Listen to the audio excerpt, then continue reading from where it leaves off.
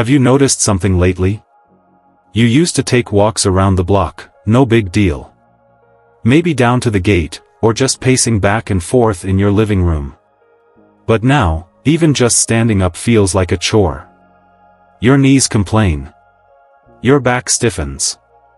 And your legs? They move slower than your thoughts. Almost like they're not listening to you anymore. It starts off small. You tell yourself, maybe I'm just tired today. Then the next day it happens again. And again. Until one day, you realize, you're walking less, a lot less. But let me ask you something personal. Is it really just age catching up with you, or is your body quietly asking for your attention, before it's too late? Because truth is, reduced walking isn't just about getting older. It's not just wear and tear or laziness. It's a signal. A silent one. A whisper from your joints, your muscles, even your heart, saying, help me before I give up completely. And if you ignore that whisper, it doesn't stay quiet. It becomes weakness, stiffness, loss of balance, and eventually, dependence. But here's the good news. You don't need to wait until walking becomes a struggle. You don't even have to push your body harder. There are 5 incredibly powerful things, yes, just 5, that you can do instead of walking, that will still keep your strength, your dignity, and your independence fully intact. And no, I'm not talking about some complicated gym routines or fancy yoga poses. I'm talking about simple, gentle movements you can do at home, in a chair, on your bed, or even while watching your favorite TV show. Movements that support your heart, strengthen your muscles, and sharpen your mind, even if you haven't walked much in weeks. By the end of this video, you'll know all 5. And not only will you know them, you'll know exactly how to start doing them today. But first, let's make this a conversation. If you're someone who wants to stay strong, even when walking feels harder than it used to, type, I'm ready to stay strong, in the comments below. Let me know you're here.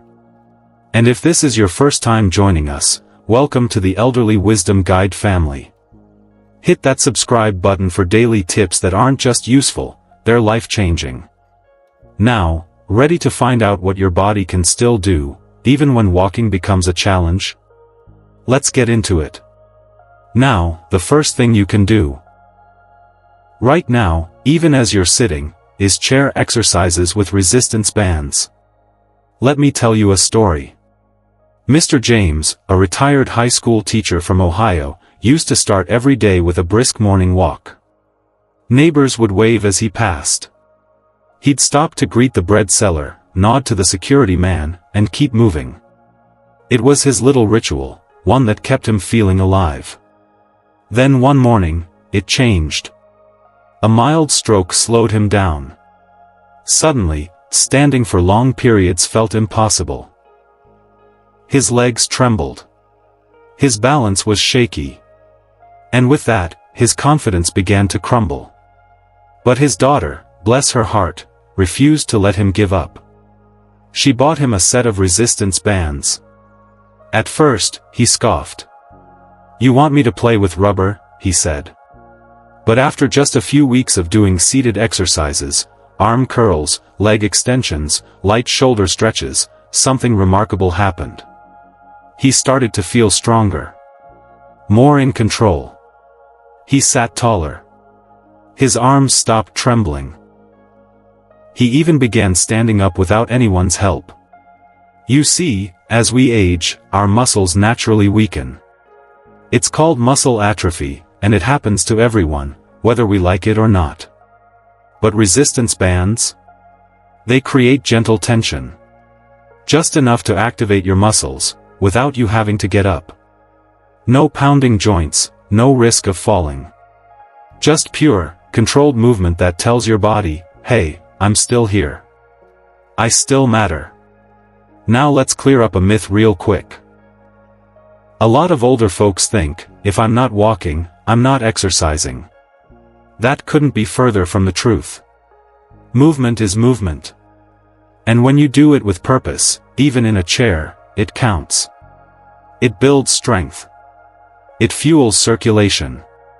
It boosts confidence. So, if walking isn't on the table right now, that's okay. Grab a light resistance band. Start with your arms. Stretch them forward, pull them gently apart, curl them up toward your chest. Then move to your legs. Loop the band around your foot and push forward slowly. You don't have to go fast. You just have to show up. Try doing this for 10 minutes a day. That's it. 10 minutes. Right in your chair. No gym. No crowd. No noise. Just you, and your will to keep moving. But strength is only part of the story. The other piece? Coordination. Balance. Grace. That brings us to something that not only helps your body, but also soothes your spirit. Something both fun and surprisingly therapeutic. Now let's take a deep breath together. And imagine this, it's a quiet morning. The sun is just peeking through the window. There's soft music playing in the background, no lyrics, just a calming tune that flows like water. You sit upright, your arms moving slowly, gracefully, like you're painting something in the air. That is Tai Chi. Gentle. Peaceful. Almost like a moving meditation.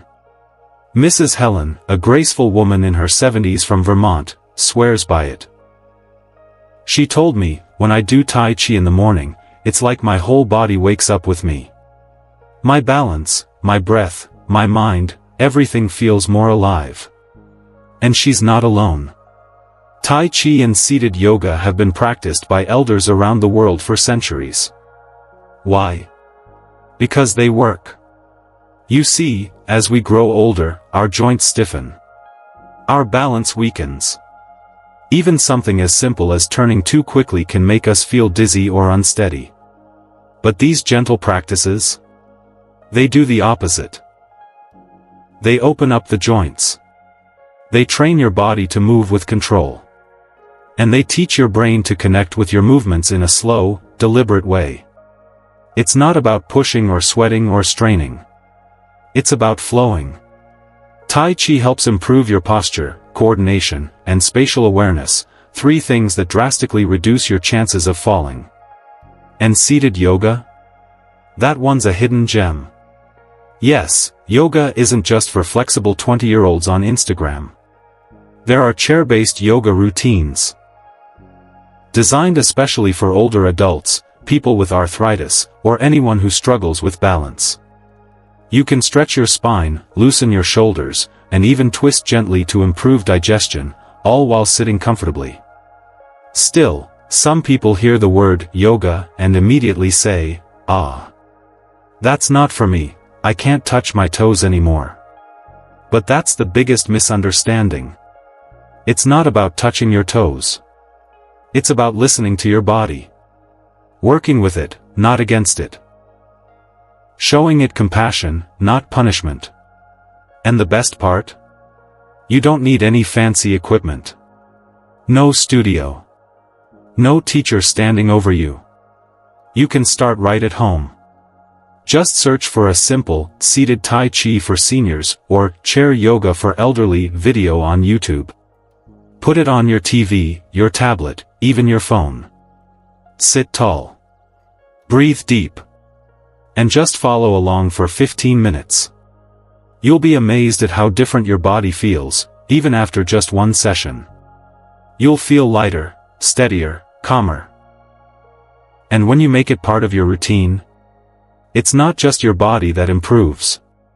Your mind does too. Stress melts away. Anxiety softens. Sleep becomes deeper. Because it's not just movement, it's healing. And that healing goes far beyond your muscles and joints. But now, let's shift our attention to something that quietly keeps everything running, that hard-working organ in your chest that needs just as much care as your legs. Yes, I'm talking about your heart. And there's a powerful way to support it, even if walking isn't possible. Let's explore that next. Let's talk about one of the easiest yet most powerful tools you can add to your daily routine, even if you haven't walked a full step in days. When Mr. Robert turned 82, his legs started failing him. He had once been the strongest man in his neighborhood in Texas. Always moving, always fixing something. But suddenly, his knees buckled. He couldn't stand for long. Walking became slow, frustrating, even painful. His grandson noticed the change. Saw how quiet Mr. Robert had become. So, he got him a small, portable pedal machine, the kind you can place right in front of a chair. At first, Mr. Robert wasn't interested. "I'm not going to ride a bicycle in my living room," he joked. But then he gave it a try, just for fun, while watching the evening news. That was the beginning of something incredible. Now, every morning and evening, Robert cycles. Sometimes with his feet, sometimes with his arms. He sits in his chair, relaxed, spinning gently, no stress, no pressure. And the difference? It's clear. He's brighter. His posture has improved. He sleeps better. And he smiles more. You see, these mini pedal machines, whether you use them with your legs or hands, are a gift to your heart. They keep your circulation flowing, especially if you're spending a lot of time sitting. They strengthen your arms, legs, and most importantly, they get your heart pumping without pushing your body too far. And that's exactly what your heart needs as you age, movement without overexertion. Now here's the science. Even just 10 to 15 minutes of gentle pedaling improves your cardiovascular health, oxygen delivery, and keeps your joints from stiffening. It's like going for a light walk, without ever leaving your living room. But there's a common misunderstanding I want to clear up. Some people think, oh, those machines are just for people recovering from surgery or physical therapy. Not true. These devices are actually one of the best-kept secrets in senior wellness. They're low-impact, affordable, and incredibly easy to use. And more than that, they help you stay in control of your health when walking becomes uncertain. Here's what you can do: just place the mini cycler right in front of your favorite chair or couch. Slide your feet into the pedals. Set a timer for 10 to 15 minutes. If you want, turn on your favorite radio station or show. And pedal. Gently. No rush. Just smooth, steady movement. Can't use your legs right now? No problem. Put the machine on a table and use your arms instead. That's right, arm cycling strengthens your shoulders, improves coordination, and keeps your upper body engaged. It's your rhythm. Your pace. No noise. No pressure. Just you taking back a bit of control every day. But now, let's take a small detour. We've talked about strength, balance, and circulation. But there's something else, something that doesn't require movement at all. Yet it might be the most powerful thing you can do for your body and mind combined. And it starts with your breath. Now, I want you to try something with me, just for a moment. Close your eyes. Take a deep breath in through your nose, slowly. Hold it. And now, breathe out gently through your mouth. Feel that? That one breath may not seem like much. But it holds more power than most people realize. Let me tell you about Ms. Betty, a proud, strong-willed woman in her late 70s. After a major surgery, she was confined to bed. Movement was painful. Talking drained her. She felt weak, not just in her body, but in her spirit too. When the doctor came in and said, "Let's start with breathing exercises," she laughed. Breathing? That's all I've got left? But she gave it a try. One slow breath, then another, then another. And slowly, over the next few weeks, she noticed something strange. She wasn't as tired anymore. Her back sat straighter. Her voice grew stronger. her stomach didn't feel as tight. And her energy started returning, without her even lifting a foot. What she thought was silly, turned out to be the very thing that sparked her healing. Here's what most people don't know: deep breathing is not just about air. It's about muscle activation, especially in your core. Yes, the same core that helps you sit up, stand tall, and stay balanced. When you breathe deeply from your belly, you activate your diaphragm, a powerful muscle sitting just below your lungs. This movement gently massages your internal organs, improves blood flow, lowers blood pressure, and even calms your nervous system. And over time, it strengthens your torso, giving you better posture, better digestion, and more stamina for everyday life. But here's where many people go wrong. They breathe shallow, short breaths from their chest all day. Especially when stressed or anxious. That kind of breathing? It sends danger signals to your brain. It makes your heart race. It tightens your neck and shoulders. And it leaves you tired, even if you've done nothing all day. So, here's what I recommend: try the 4-7-8 technique. It's simple, and it's free. Just find a quiet space. Sit comfortably. Close your eyes. Now, inhale through your nose for 4 seconds. Hold that breath for 7 seconds. Then exhale gently through your mouth for 8 seconds. Do this 5 times, twice a day, once in the morning, and once before bed. It might feel strange at first. That's okay. Stick with it. You'll begin to notice changes, subtle ones. You'll sit taller. You'll feel calmer. And slowly, your core, the center of your strength, will begin to rebuild itself from the inside out. Because breathing isn't just a reflex. It's a tool. A quiet form of exercise. A moment of mindfulness. A way to remind your body, I'm still in control. And now that you've built strength, improved your balance, helped your heart, and activated your core, it's time for something truly special. Something overlooked. Something surprisingly powerful. And something that bridges your body and your mind, even when your movement is limited. Let's bring it all together with a practice that works in ways you might not believe, until you feel it for yourself. Close your eyes for a second, and imagine this: you're standing at the edge of a path you used to know well. Maybe it's the sidewalk in front of your childhood home. Or the road leading to the corner store where you bought candy as a kid. The breeze is gentle. The air smells like morning dew. And you begin to walk, slowly, one step at a time.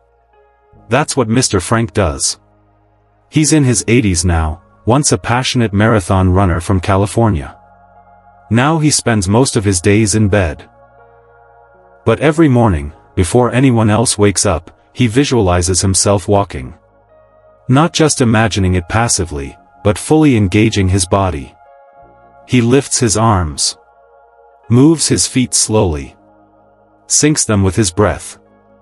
And in his mind, he's walking again, through the fields of his childhood. And do you know something? His mind believes it. His muscles respond. And his spirit, well, that never stopped running. This might sound too simple. Or even too good to be true. But science backs it up. Studies show that when seniors visualize walking, while performing small, coordinated movements, like lifting the legs or swinging the arms slowly, the brain activates the same areas that light up during actual walking. It's called motor imagery, and it's not just mental. It preserves walking circuits in the brain. It helps maintain motor memory, the body's natural way of remembering how to move. And beyond that, it reduces anxiety. It lifts mood. And it reconnects the body and mind. Especially when physical movement is limited. Now here's the misconception that stops people. They think, if I'm only imagining it, it doesn't count. But that's just not true.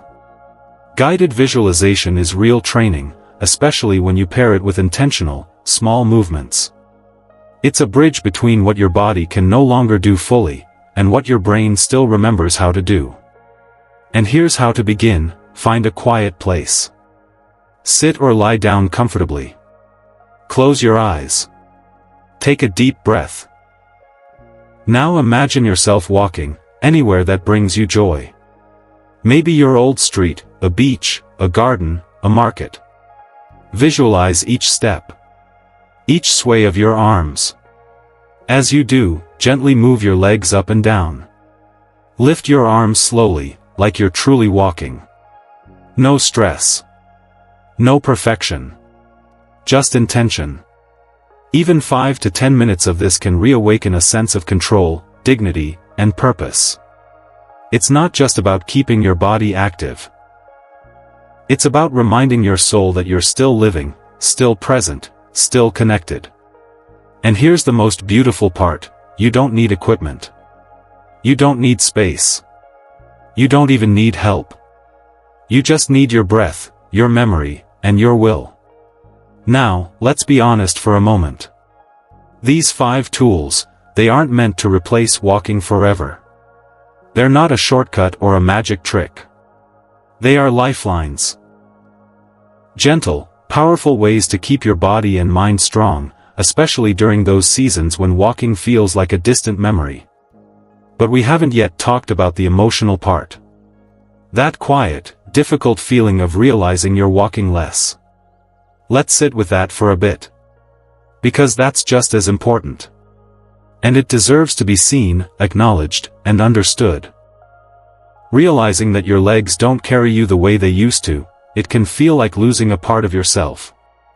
Maybe you used to walk long distances without even thinking. Maybe you were the one everyone turned to, the one who always had energy, who never needed help. But now, even getting out of a chair might feel like climbing a hill. And that change? It's not just physical. It's deeply emotional. You might feel frustration, embarrassment, even grief.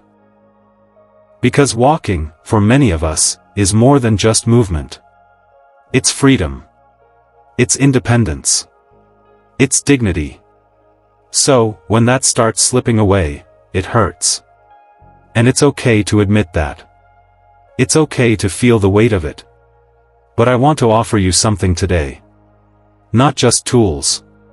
Not just exercises. But a new way of looking at this phase of life. What if this chapter, this moment where walking becomes harder, isn't the end? What if it's the beginning of something new? A time to adapt. To grow. To rediscover what your body can still do. To find peace in different movements. To listen to your breath. To move gently, with intention. To gain strength in places you hadn't paid attention to before. You don't need to do everything today. You don't need to fix it all overnight. Just pick one thing. One small shift. Maybe it's a bit of breathing in the morning. Maybe 5 minutes of arm pedaling in the evening. Maybe just closing your eyes and visualizing yourself walking in a place you love. That's all it takes. One choice. One moment of saying, I'm still here. I still matter. Because aging doesn't mean surrendering your joy. It doesn't mean giving up your identity. It means moving through life with wisdom, and using that wisdom to find new strength, new clarity, new dignity. And you, my friend, have more wisdom in you than most people will ever understand. So be gentle with yourself. Be proud of how far you've come. And trust that this body, though changing, is still a vessel of power and grace. You are not finished. You are just becoming. Let's quickly go over what we've talked about today. If walking has become difficult, don't just stop moving. Try one, or more, of these 5 simple, powerful practices instead. Chair resistance exercises to build strength without standing. Tai Chi or seated yoga to improve balance and calm your mind. Arm or leg cycling to support your heart and boost circulation. Deep breathing and core awareness to restore your energy and posture. Guided movement visualization to reawaken your body's memory, right from where you are. Each one has its purpose. Each one brings healing in its own way. So now I want to hear from you. Have you or someone you love tried any of these? Which one do you feel most drawn to? Comment below. I'd truly love to hear your story, your struggles, your victories. Let's be a community where we lift each other up. And if this video gave you a new way to look at aging, if it reminded you that you're not alone and that your body still holds value, please tap the like button. And don't forget to subscribe to Elderly Wisdom Guide and turn on the notification bell for daily insights and encouragement made just for you, because your voice, your health, and your journey deserve to be honored. Thank you for spending this time with me today. Thank you for choosing to care for yourself. And thank you for trusting that even as your steps slow down, your spirit can rise even higher. Remember, aging is not the end. It is the beginning of deeper reflection, of lasting wisdom, of moving at the pace of grace. Stay kind to yourself. Keep moving, in your own way. And I'll see you in the next video.